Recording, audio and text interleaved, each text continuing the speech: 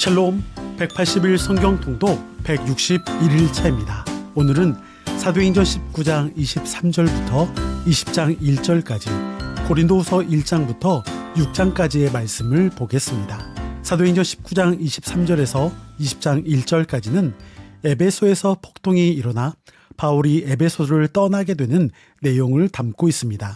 당시 에베소에는 금으로 우상을 만들어서 큰 돈을 버는 자들이 있었습니다. 하지만 복음이 사람들의 마음을 사로잡으면서 그 우상을 구입하는 사람들이 점차 없어졌고, 우상을 만들던 사람들은 가게 문을 닫아야만 했습니다. 그러자 우상을 만들던 사람들이 큰 소동을 일으켜 에베소 교회 성도들과 바울을 핍박하기 시작했고, 결국 바울은 에베소를 떠나게 되어 다시는 에베소에 갈 수가 없었습니다. 고린도 후서를 살펴보기에 앞서 전서와 후서 사이에는 바울이 쓴 다른 편지가 있었습니다. 고린도 전서를 처음 보냈을 때 이를 받아본 성도들의 반응은 서로가 달랐습니다. 편지를 읽고 깨달은 사람도 있었겠지만 바울에 대하여 함부로 말하는 사람들도 있었습니다. 바울의 사도직에 대해 시비를 걸기까지 했습니다. 바울은 자신의 사도 직분이 시빗거리가 된다는 사실에 민감할 수밖에 없었습니다.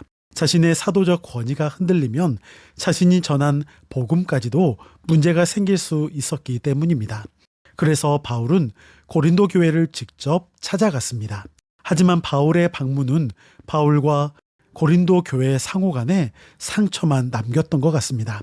바울은 무거운 마음으로 눈물로 쓴 엄중한 편지를 디도편에 보냈습니다. 이것이 고린도에 보낸 세 번째 편지이며 이 편지는 지금 남아있지 않습니다.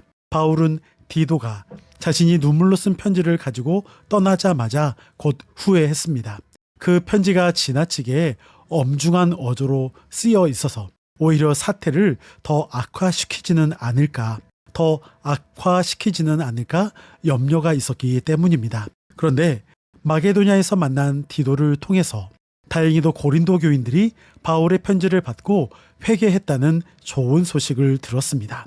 고린도 교회에 그래서 썼던 네 번째 편지가 오늘 읽게 될 고린도 후서입니다. 바울은 이 편지에서 고린도 교인들을 향한 자신의 사랑을 마음껏 표현하며 고통스러운 방문 이후 자신이 직접 가지 않고 디도를 대신 보낸 것은 그들에게 더 이상 고통을 끼치고 싶지 않았기 때문이라고 해명했습니다. 그리고 자기를 대적한 자를 권징하라고 요청한 것은 개인적인 악감정 때문이 아니라 교회의 사랑과 순종을 확인하기 위한 것이며 그 범죄한 자를 용서하라고 강권했습니다. 디도가 가져온 소식으로 인해 행복했던 바울은 자신의 깊은 속마음까지 털어놓았는데, 그가 사도직을 수행하면서 겪어야 했던 어려움들과 그에 따르는 영광들에 대해 자세히 기록했습니다. 그래서 바울의 편지들 중에 고린도 후서는 그의 인간적인 면모를 가장 많이 보여주는 편지였습니다. 자신을 향한 여러 비난과 공격 앞에서 바울의 사도적 권위에서부터 자신의 인격, 삶의 모습, 사역의 방식에 이르기까지 바울은 스스로를 변호해야만 했습니다.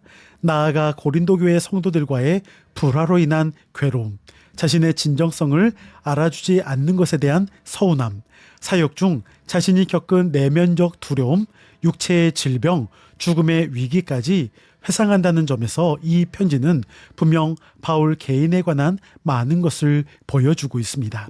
그러나 바울이 고린도 후서를 썼던 목적은 자신을 방어하기 위함만은 아니었습니다.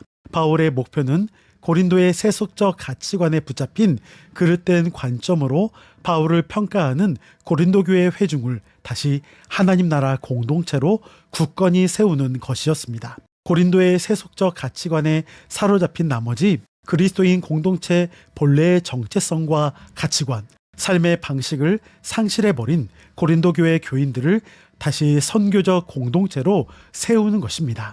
이러한 점에서 한 신학자는 고린도 후서를 최고의 선교 편지이며 최고의 목회 서신이라고 부르기도 했습니다.